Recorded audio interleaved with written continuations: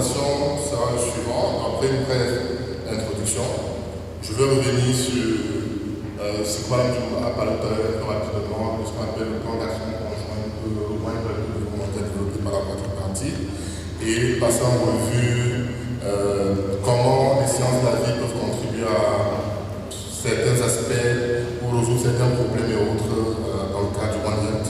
Et voir quelques futures directions et terminer par une conclusion. Donc, je ne vais pas définir la chose en fait, qu'on a fait tout à l'heure, mais dans le cadre de cette conférence, je préférerais qu'on utilise le terme multidisciplinaire que le multisectoriel, puisque ce qui nous intéresse au niveau de l'université, c'est la multidisciplinarité. Comment les personnes de différentes disciplines peuvent travailler ensemble pour pouvoir résoudre les problèmes majeurs de santé publique. Donc, comme l'a dit, c'est une approche holistique. Donc, la quadripartite, en début d'année, c'est-à-dire, a développé ce qu'on appelle le plan d'action conjoint d'une seule santé et développé 6 domaines prioritaires dans lesquels ils pensent que l'approche d'une santé peut avoir un intérêt et un impact. Donc, parmi ces 6 domaines prioritaires, nous avons le premier, qui est l'amélioration des systèmes de santé de façon globale. Comment on peut travailler ensemble pour améliorer les systèmes de santé de façon globale. Le deuxième domaine prioritaire, c'est l'intégration de l'approche d'une santé pour réduire les risques de maladies zoonotiques. Le troisième domaine prioritaire, c'est le contrôle et la prévention des maladies zoonotiques, des maladies vectorielles et également des maladies limitées. Le troisième domaine prioritaire, c'est le renforcement des capacités pour pouvoir lutter contre la résistance aux antimicrobiens. Le quatrième domaine, c'est l'intégration de la prochaine santé dans les enjeux environnementaux, comme on l'a dit tout à l'heure. L'une des chevilles mortes de la prochaine santé pour le moment de cet aspect environnemental. Et c'est pour ça que l'UNEP, l'Organisation nationale environnementale, est entrée dans ce processus pour pouvoir renforcer ce secteur. Donc, comment pouvons-nous contribuer à promouvoir ces 6 domaines prioritaires définis au niveau international par rapport à la prochaine santé? Donc, ce qu'on va essayer de voir durant cette présentation. Donc, les sciences de la vie sont définies comme étant ces disciplines qui permettent d'étudier le vivant, leur processus et les relations entre ces aspects et l'environnement dans lequel ils vivent. Donc, je pense que chacun dans la salle se trouve dans un domaine de sciences de la vie bien spécifique. Je ne vais pas lister tous les domaines de sciences de la vie. Vous avez la figure qui présente un peu ces différents aspects. Donc, qu'est-ce qu'on peut se poser comme question? Qu'est-ce qu'on veut résoudre? Lorsqu'on veut faire une recherche, il y a un problème qu'on veut résoudre. Ça veut dire que ce qu'on cherche à résoudre, c'est des problèmes complexes de santé. Et ces problèmes complexes de santé on veut se mettre ensemble pour permettre de résoudre ces problèmes complexes de santé et proposer des solutions. Mais le challenge souvent, lorsqu'on a un milieu universitaire, on fait la recherche de façon globale, c'est que souvent, on fait de la recherche juste pour faire de la recherche. On ne fait pas seulement de la recherche pour proposer des solutions. Et même au cas où il y a des solutions, comment ces solutions peuvent être intégrées ou utilisées par les acteurs du mouvement. Je pense que c'est un certain nombre de questions qu'on peut se poser.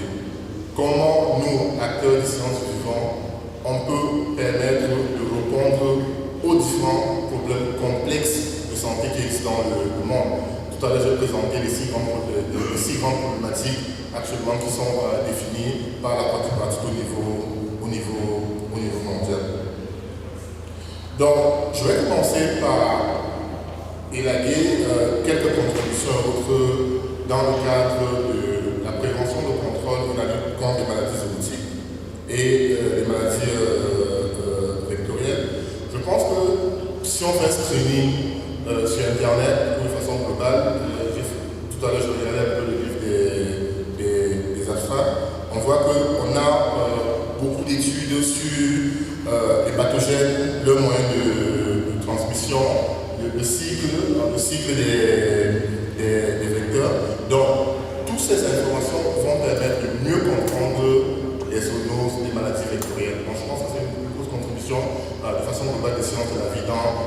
meilleure compréhension de ces différentes maladies pour pouvoir mieux lutter contre ces différentes maladies. Je pense qu'on est ici impliqué dans la surveillance des maladies. Vous avez beaucoup d'études qui sont faites sur les prévalences, l'incidence d'un certain nombre de maladies au niveau du Cameroun, dans toutes les régions, qui sont des données qui sont importantes dans ce qu'on appelle par exemple l'évaluation de risque conjointe. Lorsqu'on fait l'évaluation de risque conjointe, on a besoin des données factuelles. Et ces données factuelles s'obtiennent à travers la surveillance. Donc si vous regardez de façon globale et autres, ça c'est un des domaines et autres où on a l'expertise et autres pour pouvoir apporter des données factuelles et autres dans ce domaine.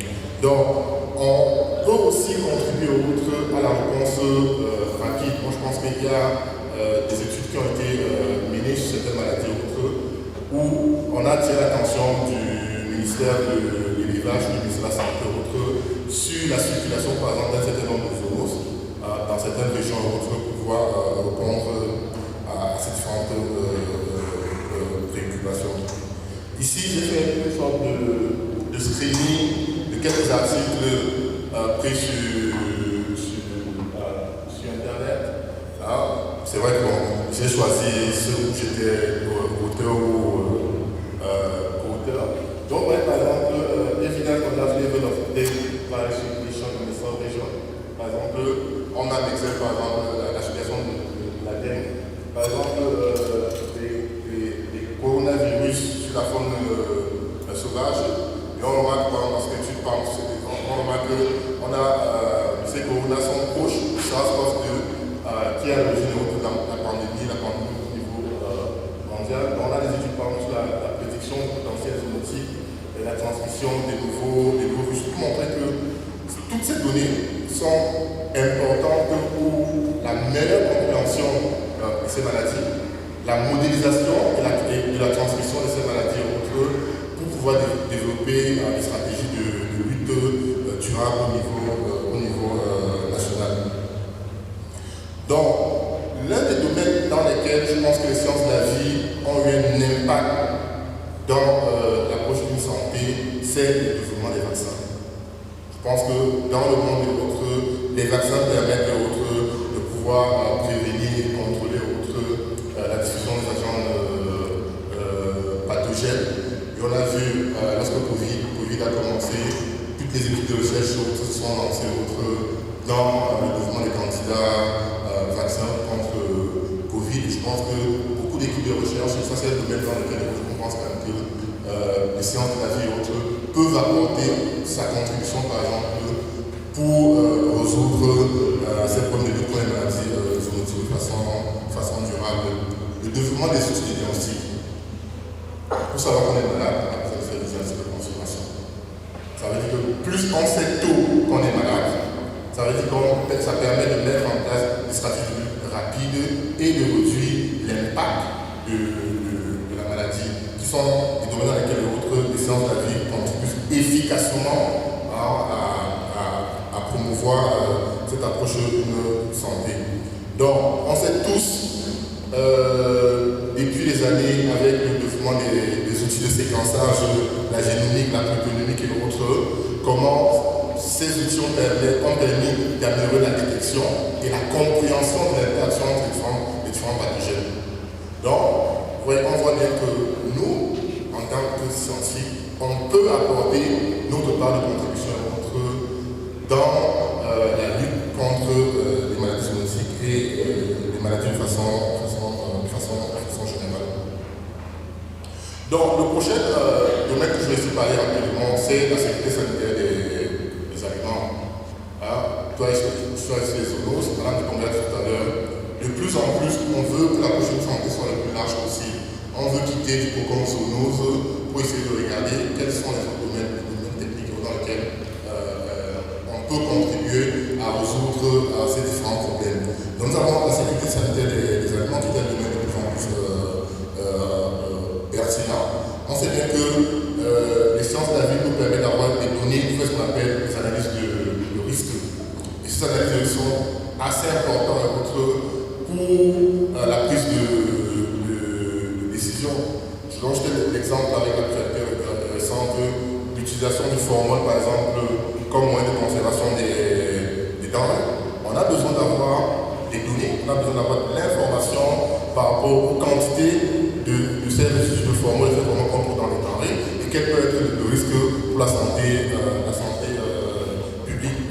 On a besoin de données sur les maladies qui sont les maladies dues des maladies potentiellement dues à la consommation des denrées alimentaires. Donc, j'ai essayé un peu de screener un peu rapidement sur Internet et autres, quelques publications assez récentes de collègues qui montrent un peu l'impact, par exemple, de la consommation des denrées ou l'impact, par exemple, toxicologique de certaines substances et autres sur la santé des populations, qui sont un des domaines dans lesquels en tant que scientifiques et sciences de la vie, nous pouvons apporter une contribution à pouvoir résoudre ce problème. Donc, le troisième domaine que je vais parler rapidement, qui est dans le tract numéro 5 de la première partie, c'est la résistance antimicrobienne. Je pense que c'est un problème majeur. Ceux qui travaillent dans le domaine savent que depuis les années, on n'a pas de nouvelles molécules sur le marché et de plus en plus on a la résistance des molécules qui sont utilisées en première ou en deuxième intention. Je pense que les sciences de la vie de façon globale, lorsque vous regardez, je regarde le document d'affaires tout à l'heure, également dans les publications assez récentes, on a beaucoup d'informations qui sont fournies par les collègues sur les mécanismes d'action. Quels sont les mécanismes d'action dans la résistance antimicrobienne? Quels sont les différents profils de résistance qui existent, qui sont autant d'informations qui peuvent permettre de pouvoir développer des stratégies, des guides thérapeutiques, des plans de prévention pour réduire l'impact de la résistance antimicrobienne. Ces informations permettent de faire de l'analyse de risque, donc développer des nouveaux médicaments et des stratégies pour pouvoir réduire l'impact de la résistance antimicrobienne. Je pense que si vous regardez dans les abstracts dans toutes les conférences au Cameroun, on a beaucoup d'essais dans les universités ou dans les centres de recherche, des extraits de plantes avec des propriétés antibactériennes ou antifongiques. Mais la bonne question à se poser, quelles sont les prochaines étapes? Est-ce qu'on se limite uniquement à rester au niveau des extraits qui ont une activité sur tel ou tel parasite? Quelles sont les prochaines étapes? Et ça, je pense que c'est autant de domaines dans lesquels on peut contribuer au améliorer un certain nombre de choses. L'autre domaine d'activité dans lequel je pense que nous avons ici beaucoup de choses à faire, c'est les problèmes de l'environnement. Je pense par exemple, comme l'a dit, l'un des parents de la prochaine santé, c'est la section environnementale. Comment l'environnement peut contribuer à résoudre les problèmes de santé publique ou les problèmes manuels de façon globale. On a parlé du changement climatique, on a parlé de la déforestation, la destruction de l'habitat, qui sont autant de facteurs autres qui impactent sur la diffusion des maladies et le changement du paysage au niveau national. Donc, comment nous, en tant que personnes de science, on peut collecter l'information, mieux comprendre l'impact de ces changements climatiques et autres, l'impact de ces facteurs sur l'écosystème, sur le changement de la biodiversité et autres, et comment cela va impacter sur la santé globale de façon globale, que ce soit en santé humaine ou en santé animale. Je pense qu'il y a autant de choses à faire autres dans ce domaine. Ces derniers mois, on parlait de choléra. On a eu une épidémie de choléra parce que dans la plupart des régions du Cameroun.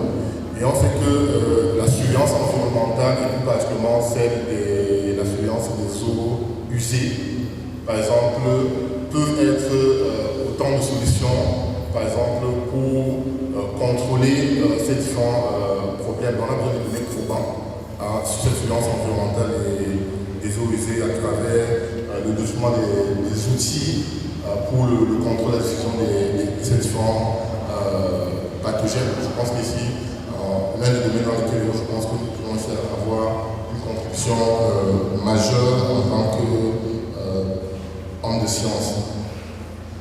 Donc, je vais terminer cette partie sur les constructions. Vous avez vu le temps qui est parti, je vais juste vous donner quelques grandes lignes en termes de contribution aux sciences de la vie. Juste pour montrer que tout à l'heure, je parlais des outils. Actuellement, nous avons l'intelligence artificielle, nous avons la génomique, la protéomique, la bioinformatique, par exemple, qui sont des outils d'actualité qui aident vraiment de façon globale à mieux comprendre les maladies, à mieux surveiller ces maladies et autres, et à mieux poser un diagnostic. Et la plupart du temps, l'expertise se trouve dans nos universités. L'expertise sont les hommes de sciences qui ont cette expertise et autres dans ces différents domaines. Donc, ces outils du vivant et autres, donc, sont autant de contributions et autres pour mieux comprendre les problèmes majeurs de la prochaine santé dans notre pays. Donc, pour terminer ma présentation, donc, quels sont les domaines dans lesquels je pense qu'on peut s'apaisantir dans nos universités et globalement dans nos centres de recherche, disons, pour adresser ces challenges du One Health. Je pense que la première chose, c'est l'un des mandats de l'université, c'est le renforcement des capacités. Je pense que l'un des premiers mandats, c'est le renforcement des capacités, c'est les formations. Tout à l'heure, on nous a parlé des nouvelles formations de la faculté des sciences. Donc, ces formations et autres doivent permettre de répondre à un besoin bien précis. On ne doit pas former pour former, on doit former parce qu'on veut répondre à des besoins bien précis au niveau national. Donc, l'intégration de la prochaine santé dans les curricula, ça c'est quelque chose de très important. Il faut que, dès la base, on comprend l'intérêt de travailler ensemble. Je pense que les 4 piliers dont Mme Dibonga a parlé tout à l'heure, la communication, la collaboration, la coordination et le renforcement de capacités et autres, doivent commencer par la base. Donc, il est important de pouvoir intégrer dans nos curricula de formation et autres ces notions sur l'approche une santé. Donc, on doit développer des outils de partage d'informations. Je pense que le gros problème avec les sciences de la vie de façon globale, c'est que souvent dans nos universités, nous faisons de très bonnes choses, mais qui restent dans les universités. Comment nos résultats de la recherche et autres peuvent aider à répondre aux problématiques One Health, c'est une grosse question. Développer des outils de partage d'informations, multiplier ce genre de plateformes de partage d'informations pour diffuser l'information et qu'il y ait cette collaboration très étroite entre les chercheurs, les décideurs et ceux qui implémentent les stratégies sur le terrain. Moi, je donne juste un exemple, Mme Dibonga peut témoigner. Je pense qu'à l'époque, il y avait le programme Zoonose faisait ce qu'on appelle le Genetic Assessment, l'évaluation conjointe de risque de la brucellose, une maladie qu'on appelle la brucellose. Bon, par chance, j'étais à Kribi ce jour-là. Donc, j'ai suivi comme je dis, non, il n'y a pas de données sur les prévalences en santé humaine. Pourtant, dans notre équipe de recherche, nous avons tellement publié sur ce domaine et autres. Donc, ouais, souvent, ceux qui sont au niveau du ministère de la Santé, du ministère de l'Élevage, ne sont pas souvent au courant de ce qui sont faits dans les universités en termes d'informations qui peuvent aider dans la prise des décisions. Donc, il est vraiment important qu'on puisse trouver cette plateforme d'échange d'informations entre les différents acteurs qui est l'un des piliers de l'approche une santé. Donc, il est aussi important que les experts puissent utiliser ces flux de la recherche dans le cadre de la prise de décision, le développement des différents plans stratégiques au niveau national et les plans de lutte, de réponse et de prévention et autres, les différents événements où on a besoin de la prochaine santé pour mettre en place. Donc, pour terminer ma présentation, comme je l'ai dit, les sciences de l'avion, à travers les différents aspects qu'on essaie toucher sur réellement le livre des abstracts, il y a tellement de choses intéressantes. Donc on contribue à atteindre les objectifs d'approche d'une santé ou à résoudre les problèmes d'une santé, pour être plus précis. Mais la question, comme je l'ai dit tout à l'heure, qui est posée, c'est est-ce que ces résultats de la recherche sont vraiment intégrés dans nos plans de développement et autres, nos plans de développement national? Ça c'est peut-être une question qu'on peut essayer de répondre d'ici la fin de cette conférence. Donc il est aussi important de promouvoir, comme je dis, par exemple, pour vraiment le domaine de l'environnement. Je pense que ça c'est indépendant. Je pense qu'il y a beaucoup de choses qui sont assez intéressantes sur l'environnement, la biodiversité qui sont faites et qui peuvent permettre de mieux comprendre ce phénomène au certain niveau national. Et le gros problème, c'est les finances. On fait des équipes multidisciplinaires, c'est bien, mais il faut pouvoir financer ces équipes. Ces ressources sont, je pense que nous avons le programme Zoonose le programme Zoonose dans la salle. Est-ce qu'au niveau du programme Zoonose, il y a des possibilités de financement de ces équipes de recherche? Parce qu'il faut des fonds pour cela. Je pense que ça va permettre aussi que si on a des sous qui viennent de l'État, ça veut dire que je suis sûr que les recherches seront ciblées pour répondre à un besoin bien précis. Je vous remercie, M. Martin.